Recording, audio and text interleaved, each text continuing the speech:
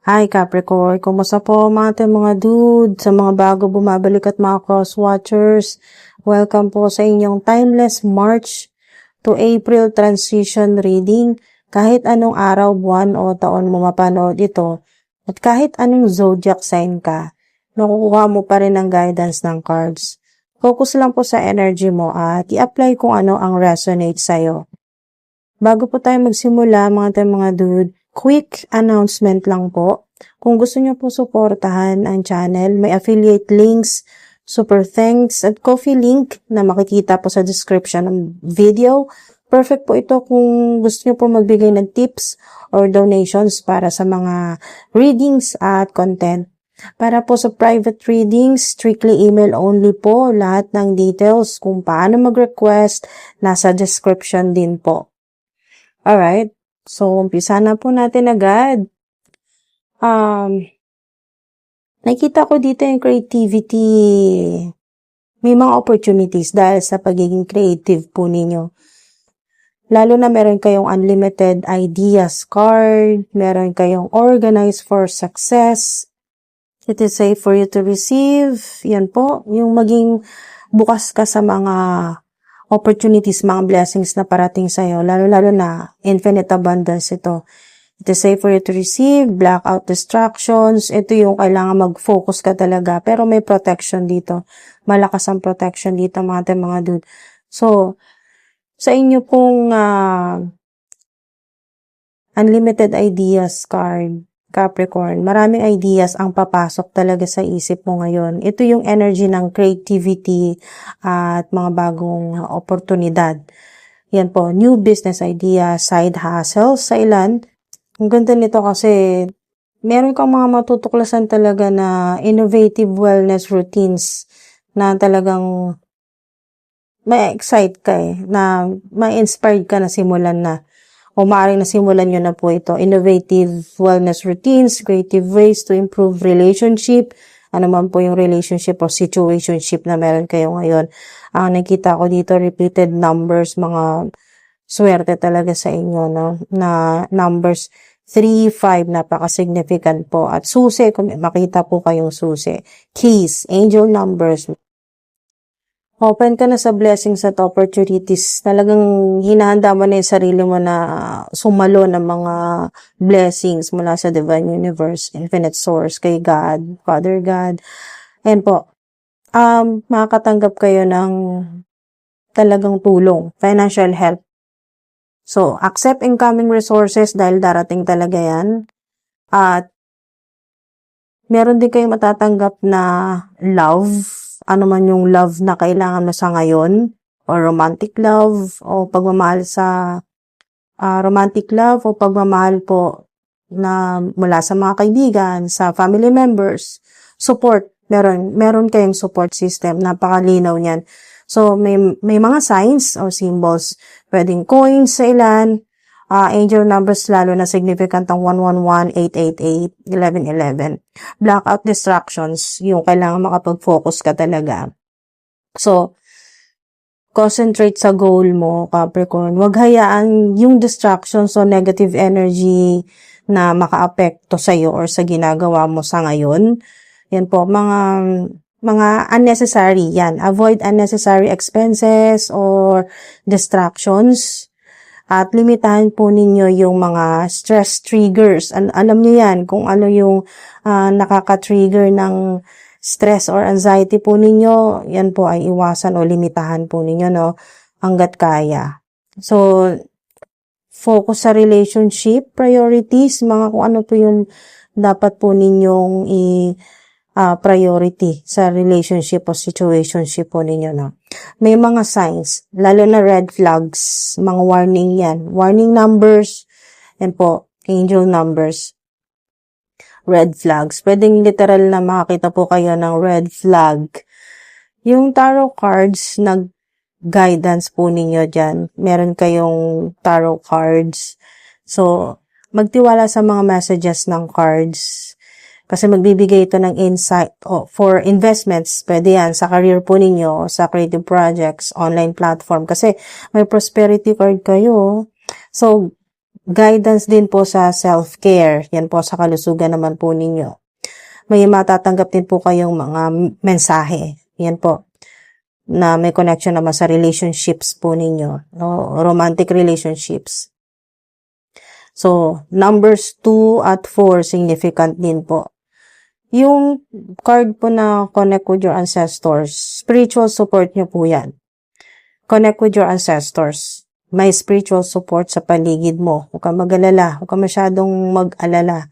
Yan po. Do not worry. Yan po yung mensahe nila sa'yo. Guidance, meron. May matatanggap ka. Lalo na sa investments. Yan po. Guidance sa wise investments. Sa money, sa negosyo po ninyo. O ano may pagkakagastosan ninyo sa trabaho yan. O proyekto.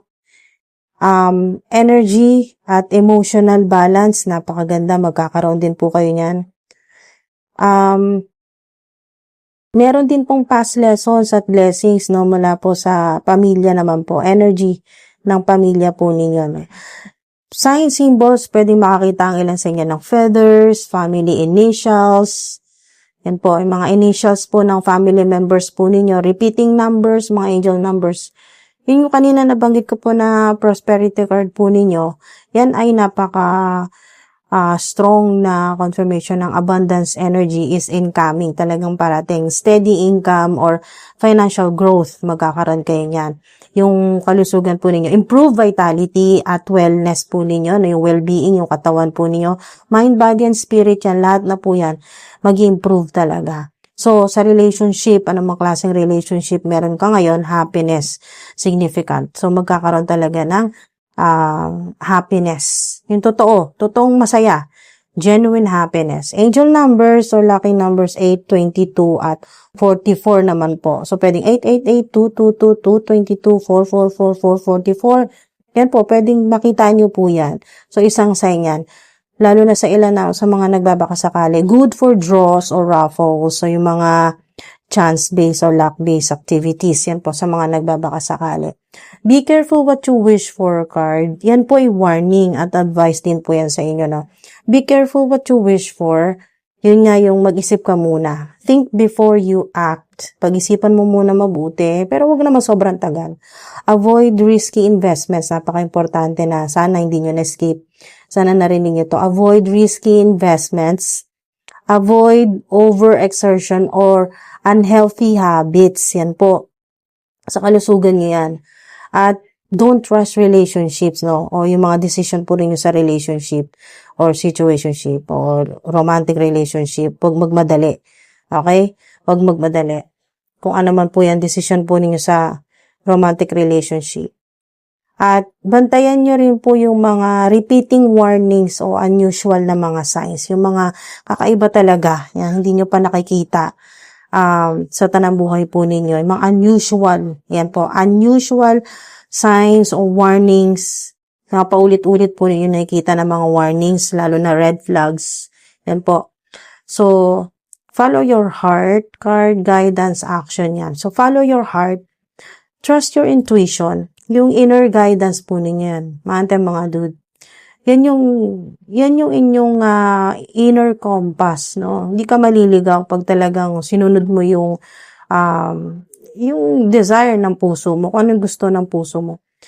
Lalo na sa decision po ninyo, no? Make decisions align with your values. Kailangan align. Okay? Naka-align yung mga decision po ninyo sa values po ninyo. So, sa kalusugan, i-prioritize po ninyo yung routines na magbibigay sa inyo ng yung magaan na pakiramdam. Yung parang mararamdaman mo na yun po, yung okay ka. Yung alam mong tama. Okay? Yung mga pina-prioritize mo na routines. Yan po, sa pang-araw-araw na ginagawa mo, prioritize routines that feel right. Yan po. Pwedeng makita po kayo ng heart symbols, personal intuition po ninyo, napaka-importante po, napakinggan nyo po yan, yung intuitive nudges, yan po. Mga initials din po, initials, nakikita ko dito, merong C, A, at letter P, okay? C-A-P, cup, ewan ko, bakit cup? Sa ilan, baka significant sa ilan ng CAP, CAP, initials po yan.